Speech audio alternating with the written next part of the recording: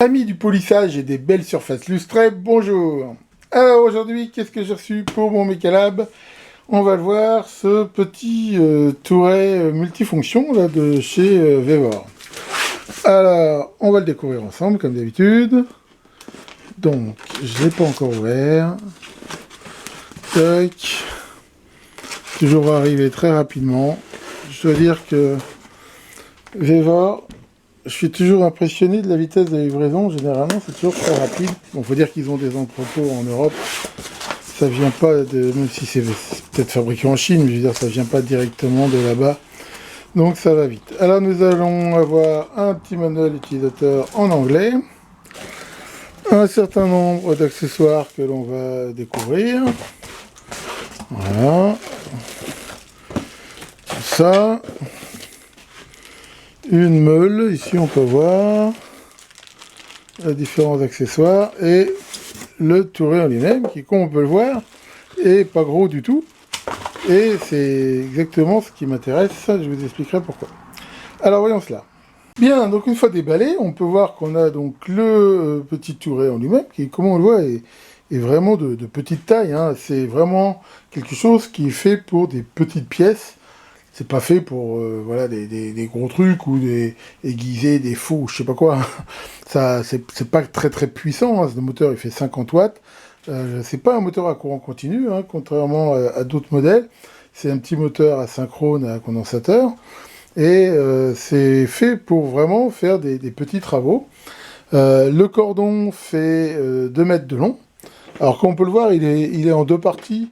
Et ça, c'est sans doute pour pouvoir avoir différents styles de prise. C'est-à-dire qu'ici, ils ont une prise C13 standard. Et derrière, ils peuvent mettre ce qu'ils veulent. Alors, c'est livré de base avec ici un truc pour faire du lustrage. Hein. C'est assez classique. Hein. C'est une sorte d'empilement de trucs de tissu. Donc ça, généralement, ça s'utilise avec des pâtes abrasives de différents grains. Et ici, une meule abrasive. Qui, elle, va pouvoir éventuellement, justement, affûter ou faire des choses comme ça. Alors, il y a en plus une troisième meule qui est livrée avec, qui, elle, je dirais, est un peu intermédiaire, c'est assez léger. Je pense que c'est fait pour décaper, mais de façon beaucoup moins dure, je veux dire, et agressive que celle-ci. Alors, bien sûr, bah, c'est assez facile à changer. Hein. C'est des meules standards de 80 mm de large, hein, on peut en trouver facilement. Alors là, bien sûr, je n'ai pas encore monté les accessoires. Donc il y a ici les deux pares étincelles, les deux supports d'outils ici qui se fixent à cet endroit-là, et donc c'est flexible que l'on peut mettre sur le côté et qui va permettre d'utiliser tout plein d'accessoires genre mini perceuse, hein, genre Dremel et tout ça, où là bah, on voit que c'est déjà livré avec des forêts, des disques, enfin pas mal de choses. Alors, bah, je vais monter tout ça et puis on va pouvoir faire un essai. Donc voilà, donc ça se monte sans aucune difficulté. Donc on a ici ce qu'on appelle le support d'outils et là ce qu'on appelle les pares étincelles qui permettent de bien sûr se protéger d'éventuelles projections, sachant qu'il faut les régler au plus près de la meule sans bien sûr qu'elle rentre en contact avec. Alors, comme j'ai dit, c'est un moteur synchrone et ça fait donc beaucoup moins de bruit qu'un moteur généralement à balai. Si on le met en route, voilà, on voit que ça vibre très peu. D'ailleurs, il n'est pas fixé. Hein. Alors, il est recommandé de le fixer soit avec des vis, soit éventuellement avec un serre-joint, quelque chose. Mais ici, on voit qu'il vibre très peu et que, comme on peut le voir, c'est extrêmement silencieux. Pour info, j'ai aussi acheté il y a quelques temps un petit peu l'équivalent chez Parkside, alors qui coûte un peu moins cher, mais qui, pour moi, est quand même de moins bonne qualité. C'est-à-dire, déjà, c'est un truc en plastique, alors que là, c'est complètement du métallique, et ça donne vraiment une impression de solidité qui est assez bonne. Par contre, alors c'est vrai que le Parkside, lui, il a un moteur dit universel, donc avec des balais, et qui a donc un variateur qui permet de régler la vitesse. Alors, ça peut être un avantage. Maintenant, le moteur à balai, d'abord, il va s'user probablement beaucoup plus vite, et il va aussi être beaucoup plus bruyant.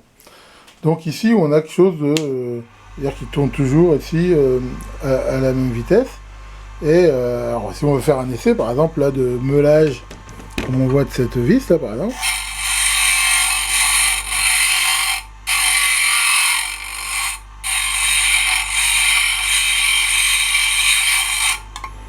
Voilà, on voit que ça le fait très très bien, il n'y a pas de souci ici. Donc bah voilà, puis après bah, là, le lustrage, bon j'ai rien de spécial à lustrer, mais donc comme j'ai dit, normalement il faut utiliser ça avec des pâtes à lustrer. Donc voilà pour cette partie. Après donc la partie flexible hein, qui est aussi intéressante, donc c'est un flexible qui mesure un peu à vue de nez 1 mètre, qui est très très très souple, hein. Là-dessus on peut rien dire, donc ça se monte là, ici il faut enlever le petit bouchon de protection qui s'enlève à la main, et venir ici donc visser sur l'axe le porte-outil, voilà. Et à ce moment-là, on se retrouve avec donc ce flexible, voilà, qui permet donc après d'avoir une utilisation en perceuse, en ce qu'on veut. Alors par contre, un truc qui est mieux sur le Parkside que sur celui-là, c'est que sur le Parkside, pour bloquer, pour pouvoir serrer le porte-outil, il faut le repousser vers l'arrière. Là, c'est avec cet petit outil qui va se mettre là dans un trou et qui permet donc de bloquer l'axe. Bon, ça par contre, ça, enfin, pour moi l'avantage de ce système, c'est qu'il est sans doute plus solide que l'autre, même s'il est un peu moins pratique. Enfin, c'est-à-dire les deux ont la même fonction. Donc là, bah, on peut voir que c'est livré avec pas mal d'outils. Voilà, des petites meules. Bon, enfin après, c'est tous les outils qu'on retrouve en standard sur les mini perceuses. Hein. Là, par exemple, je peux mettre cette petite meule. Alors, ce qui est sûr, c'est que pour certains outils, ça tourne à vide à 2800 tours minute, d'après ce que j'ai compris. À mon avis, ça va être un peu rack pour certains outils qui donneraient mieux avec des vitesses plus élevées. Donc, bon, c'est pas que ça, c'est pas utilisable, mais normalement, pour ce genre de meule et tout, sur des Dremel et tout, on va un peu plus vite. Enfin bon, ça va permettre quand même de le faire dans beaucoup de cas. Et donc là, voilà, on va serrer comme ça. Et voilà, à ce moment-là, je me retrouve donc avec ce flexible ici. Voilà. Et là, qui me permet de travailler aussi très... on peut voir très facilement là, comme ça. Alors l'avantage sur par rapport à une mini perceuse genre Dremel, c'est que c'est beaucoup plus léger. On tient vraiment comme un stylo. Et pour faire du décapage, des choses comme ça, c'est à mon avis plus intéressant qu'une Dremel qui est peut-être plus puissante mais qui est plus lourde, quoi. Et voilà. Donc bah, l'essai est tout à fait concluant. Pour moi, c'est plutôt une bonne pioche. Et par rapport à ce que je veux faire, c'est tout à fait intéressant. Il faut savoir que dans ce que j'ai l'habitude de travailler, je travaille sans doute, enfin, même sans doute plus de petites, voire très petites pièces que de grosses pièces. Ce truc-là, par exemple, est particulièrement bien pour faire de la bijouterie, de l'horlogerie, des choses comme ça, où on travaille sur des petites pièces et qui n'ont pas besoin d'avoir une puissance phénoménale. Après, comme je vous l'ai déjà montré, j'ai des tourelles, j'ai des trucs qui sont beaucoup plus imposants, mais là, il faut, voilà, faut savoir toujours prendre le bon outil par rapport à ce qu'on fait. Mais le rapport qualité-prix, là, me paraît intéressant. Alors, en même temps, il est très petit.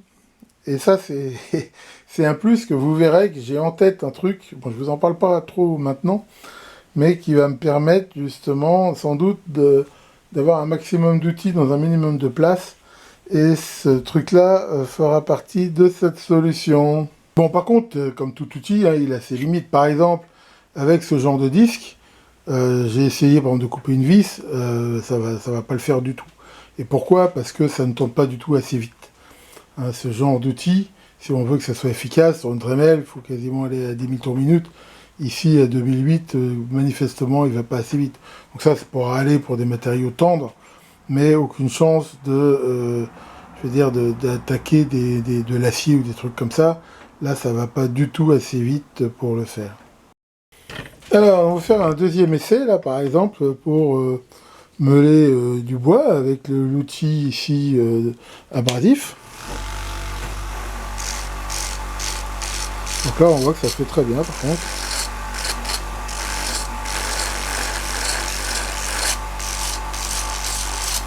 Voilà, là, rien à dire, ça le fait vraiment très bien.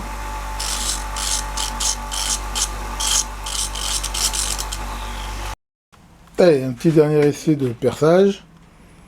Voilà, ici par exemple.